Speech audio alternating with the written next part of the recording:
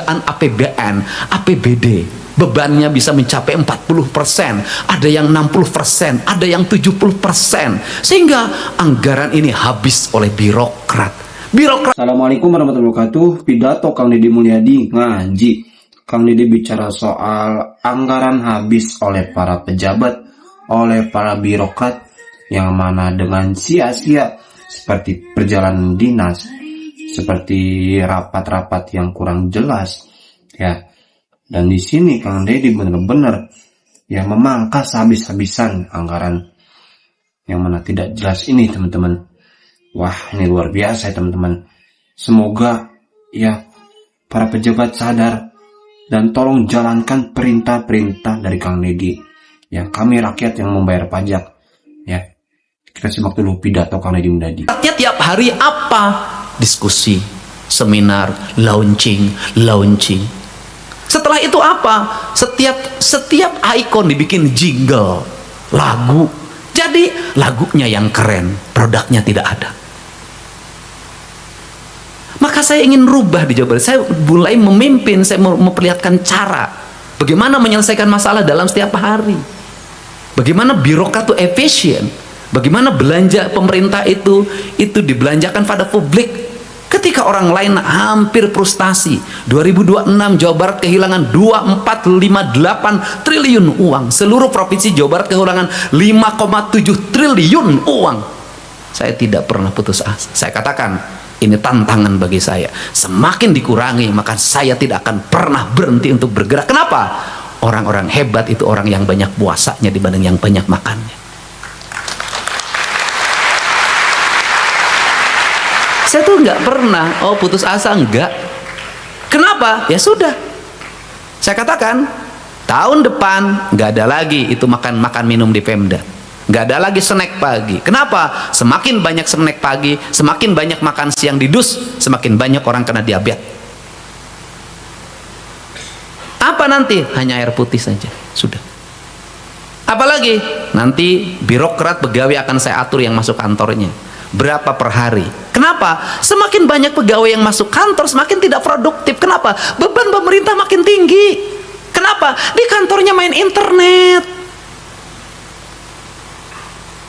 ngabisin listrik, ngabisin air, ngobrol, buat apa? Kenapa? Sudah kurangi. Mana yang birokrat yang memiliki produktivitas, itu saja dipilih yang ngantor. Yang tidak produktif di rumah saja, nanti kurangin tukinnya. Setuju nggak? Nah, tapi kan saya tidak mungkin. Kenapa? Istrinya nanti marah, apalagi yang dua, bisa cerai satu. Nah, kan ini harus dibuat, dirombak. Saya jujur deh, saya kadang kalau lihat protokol Pemprov suka bingung, itu gawena naonnya ini. Malah saya nggak suka. Saya tuh gak suka, Pak, mohon maaf ya, jangan digitu-gituin. Emang aing teh jelema lolong mau ditunjuk-tunjuk. Saya sudah tahu saya duduk di situ. Udah, nggak usah. Karena semakin banyak orang berdiri di depan, itu publik akan semakin menilai, semakin gak ada pekerjaan pegawai ini. Semakin banyak orang yang menyambut gubernur di depan, semakin kelihatan tidak ada yang kerja. Kenapa? Kerjanya nyambut gubernur. Makanya seluruh produktivitas itu dijabat, itu lahir dari sendiri pergi ke sini. Oh, ini masalahnya, kamu ini, saya langsung ke sini lagi, ini masalahnya selesai ini masalah selesai ini. Pagi-pagi jam 4:30 saya udah ngomong, berapa uang hari ini? 3,1 triliun. Berapa kebutuhan bulan ini? Kebutuhan bulan ini 2,1 triliun. Sama sih nanya, 1 triliun negeri kamanakan sih ya? Saya nggak mau tahu. Yang 1 triliun itu harus disimpan atau segera terbelanjakan. Kalau kira-kira terbelanjaan tidak efektif, tambah lagi program kegiatannya. Beresin parung panjang jalannya, saya bilang kalau bisa harus beres. Ini beresin ini beresin ini. Kenapa? Saya ingin ngejar target. Di tahun ini saya memimpin, sudah kelihatan di Jawa Barat produktivitasnya. Saya selalu mengatakan, kalau orang memimpin 10 tahun, saya memimpin 1 tahun. Itu cara saya. Nah, bagaimana? Jam berapa kerja gubernur? Jam 4 saya udah kerja kok. Pak Sekda saya telepon jam 5 pagi, nggak mau jawab. 5:30 dia telepon berkali nggak saya jawab. Kenapa? Yang saya telepon tidak diangkat, saya tidak akan pernah ngangkat di telepon lagi. Pak, punten di silent HP-nya. Kunaon maneh teh belegug, dokter HP gede silent. Kenapa? Dalam dunia industri tidak ada alasan untuk sebuah produksi. Anda di dunia itu nggak ada alasan. Kenapa ini motong bautnya salah? Mohon maaf, istri saya lagi galau. Nggak ada. Kejam, Pak. Kita masuk pada sebuah wilayah kejam. Karena wilayah kejam, kita harus mulai kejam. Negara-negara yang membangun postur manusianya dengan kejam dalam arti disiplin, bukan kejam kekerasan, ternyata lahir orang-orang hebat. Tiongkok, dari membangun postur pendidikannya, nggak ada manja-manjaan. Anak yang nakal dijemput oleh tentara, dibawa ke barak, diarahkan keras. Apa yang terjadi? Dia menguasai tiga hal. Saya melihat barisnya tentara. Setiap di TikTok saya perhatikan, Brazil seperti ini. Oh, Tiongkok yang paling rapi. Kenapa? Sejak kecil dia sudah satu komando, satu sistem, satu niat dan satu visi pikirannya. Dia menuju pada arah satu. Dia harus menjadi penguasa dunia dan tidak ada kalimat tidak mungkin. Jadi apa dari Pancawaluya ini yang ingin saya capai? Pertama, pada seluruh kepala sekolah, saya nggak usah muluk-muluk. Saya minta dalam tahun ini anak yang dengan jarak dekat dan masih ada angkutan umum dan masih bisa jalan kaki, masih bisa bersepeda, saya minta tidak boleh bawa kendaraan bermotor, itu saklek dan harga mati. Kenapa? Ini bangun karakter. Kenapa? Kaki anak pelajar kita harus jalan, Pak. Ini harus kuat, Pak. Kenapa? Saya tahu, Pak, derajat kesehatan manusia makin menurun, makin gini. Makannya tidak beraturan, jelek, kadar lemaknya terlalu tinggi, kadar gulanya terlalu tinggi, badannya tidak digerakkan, ginjalnya rusak, paru-parunya rusak, badannya lemah. Saya kenapa ngotot begini? Saya ingin generasi Indonesia ke depan adalah generasi yang kuat, generasi yang kokoh, generasi yang tidak cengeng, generasi yang pemberani, generasi yang punya nyali. Kenapa? Karena ke depan negara kita ini negara yang kaya raya, kaya sumber mineral, kaya kekayaan flora, kaya kekayaan fauna, kaya dengan sumber daya. Kalau kita tidak punya generasi yang kokoh, saya khawatir negeri ini diambil orang. Jadi harus bagaimana? Sejak sekarang siapkan para petarung, siapkan orang-orang yang punya integritas, siapkan anak yang tidak malas, siapkan orang yang punya visi, siapkan semuanya bukan untuk menjadi pegawai, tapi siapkan semuanya menjadi produksi, menjadi manajer, menjadi pimpinan. Siapkan visi itu, masukkan dalam kepalanya. Ini yang ingin saya wujudkan. Jadi kalau Gubernur Jawa Barat kenapa sih ngurusin knalpot brong?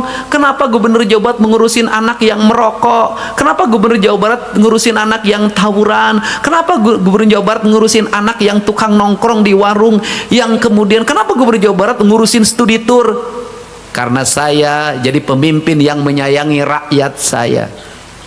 Saya jadi pemimpin yang menginginkan masa depan Jawa Barat tuh hebat.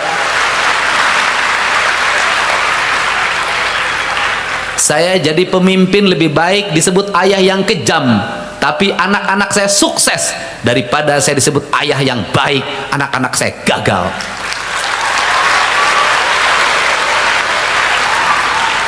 Tidak ada keberhasilan tanpa kerja keras. Tidak ada keberhasilan tanpa usaha. Tidak ada keberhasilan tanpa puasa. Semuanya harus dilakoni itu. Kenapa? Sejak saya lahir sampai hari ini saya belum pernah jadi pengangguran.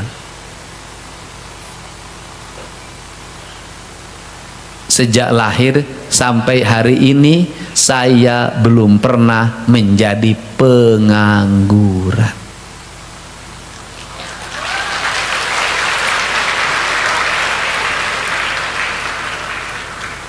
Kelas 1 SD saya sudah punya domba. Kelas 6 saya punya 40.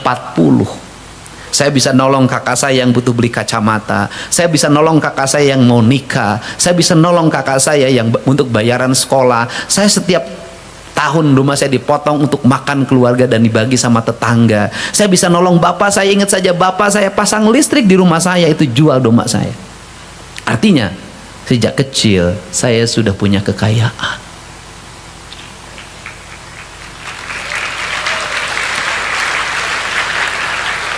Saya pakai sepeda yang tahun 84 itu harganya 120.000, mungkin sekarang setara dengan 12 juta. Dan itu dibeli dari hasil penjualan domba. Jadi saya itu kenapa percaya dirinya tinggi? Karena memang sudah didik itu. Kemudian saya tidak pernah nganggur. Saya pernah jualan es, saya pernah jualan agar-agar, saya pernah jualan layang-layang. Yang paling menarik adalah saya adalah pedagang rokok, tapi saya tidak merokok.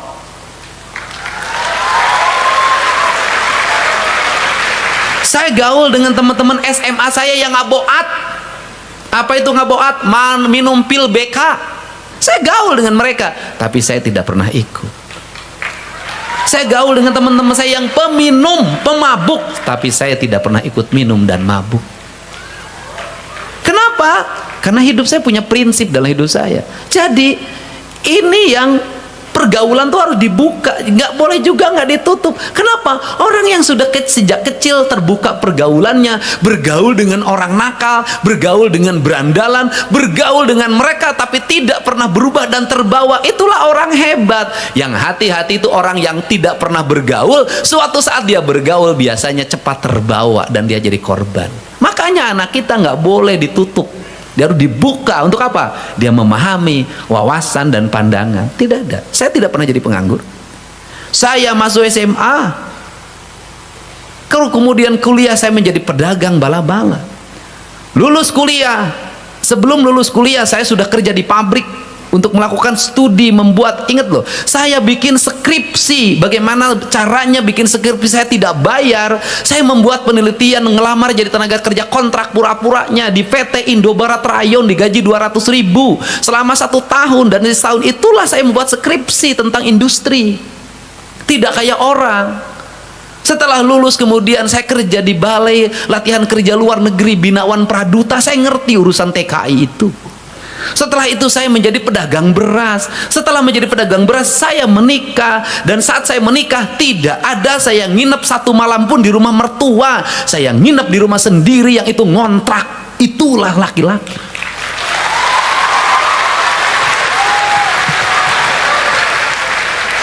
Maka kalau dilihat dari statistik tingkat pengangguran tinggi, rata-rata yang menganggur itu siapa? Sarjana, SMA. Lulusan SD nganggur tidak? Tidak. Lulusan SD kenapa tidak nganggur? Nyangkul dia lakoni, nyebutin rumput dia lakoni, mikul dia lakoni. Disuruh apa aja mau, yang penting jadi duit. Yang menghabiskan uang orang tuanya itu siapa? Lulusan SD apa lulusan perguruan tinggi? Lulusan perguruan tinggi. Kenapa? Gengsinya ketinggian. Saya katakan kalau orang gengsinya ketinggian, rezekinya makin jauh. Jadi pendidikan harus membentuk karakter apa? Membentuk tidak menjadi manusia penganggur. Yang disebut dengan manusia penganggur itu apa? Tidak mau mengerjakan sesuatu. Jangan dulu berpikir sampai bulan, belajar dulu naik pohon sudah. Nah, untuk itu saya minta pada sistem pendidikan ini di sekolah-sekolah. Saya mulai dari sekarang nih. Dengerin. Semua orang ceritain MBG. MBG mau dibaca sebagai apa? Mau diributin terus? Mau diceritain terus? Mau menjadi perbincangan tanpa henti? Atau dianggap sebagai sebuah peluang? Saya termasuk orang yang menganggap ini hari ini adalah peluang. Peluang siapa? Kita ini peluangnya. Apa itu? Ada duit 50 triliun di Jawa Barat. Ada pengurangan memang di Jawa Barat hari ini. Jawa Barat kehilangan 5,7 triliun. Dari statistik ekonomi, kabupaten kotanya mengalami penurunan pembiayaan 5,7 triliun. Tapi ada 50 triliun. Ayo, mau dibaca sebagai apa? Mau peluang, mau apa? Saya baca ini peluang. Nggak apa-apa deh. Saya puasa, infrastruktur kami bangun, sekolah kami bangun, nggak apa-apa. Perjalanan dinas kami potong, snack kami potong, baju potong, semua potong, nggak apa-apa. Listrik dimatiin sebagian, wifi dimatiin sebagian, air diirit, kami ngirit, nggak apa-apa. Tapi infrastruktur tetap akan kami bangun, sekolah akan kami wujudkan, irigasi akan kami bangun, PJU akan kami bangun di mana-mana. Saya ingin dalam 5 tahun Jawa Barat sudah terwujud seluruh mimpinya. Tapi saya akan baca peluang yang 50 triliun itu. Bagaimana? Hei, ada pisang yang disajikan tiap hari. Hitung itu, kalau 1.500 siswa per hari berarti 1.500 pisang. Kenapa Anda tidak baca? Kepala UPTD-nya kenapa tidak bergerak? Hitung berapa halaman sekolah luasnya. Tanamin pisang serempak. Daripada tanah-tanah Pemda hari ini kosong di mana-mana, tanamin pisang. Dikontrak kerjakan. SMA ini pisangnya di sini, SMA ini pisangnya di sini, SMK ini pisangnya di sini. Ini yang paling mudah memeliharanya. Itu ekosistem ekonomi. Sekolah bagaimana? Sekolah bisa menjadi konsumen dan bisa menjadi produsen. Anak-anak makan telur. Bagaimana caranya kalau telur yang disajikan oleh MBG itu, telur itu diproduksi oleh anak-anak sekolah? Bagaimana kalau setiap anak sekolah diwajibkan di rumahnya pelihara ayam? Anda mau menganggap apa?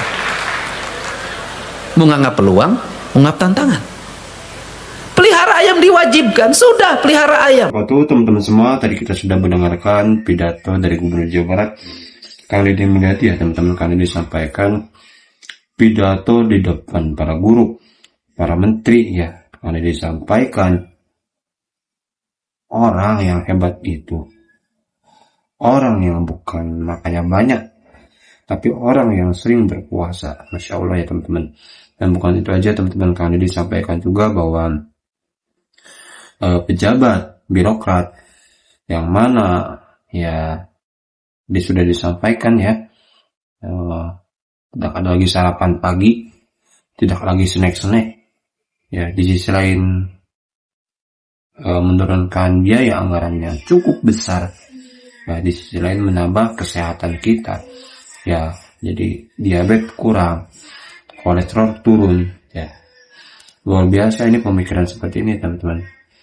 Dan tamparan keras tadi untuk para birokrat, para pejabat ya.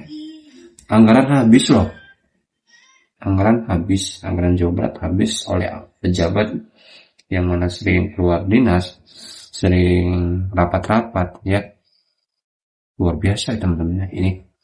Tolong ya para pejabat, para menteri, tolonglah terapkan sistem pemerintahan Kang Deddy ini. Tolong dijalankan sistem Kang Deddy ini ya, biar tidak banyak pengeluaran, tidak banyak anggaran-anggaran yang keluar yang cuma-cuma, yang sia-sia ya. Sekiranya rapat ya yang penting-penting saja, kemudian ya sederhana saja ya, penyajian makanannya sederhana ya. Seperti itu ya dari Kang Deddy Mulyadi. Semoga ada manfaatnya video kali ini. Terima kasih. Assalamualaikum warahmatullahi wabarakatuh.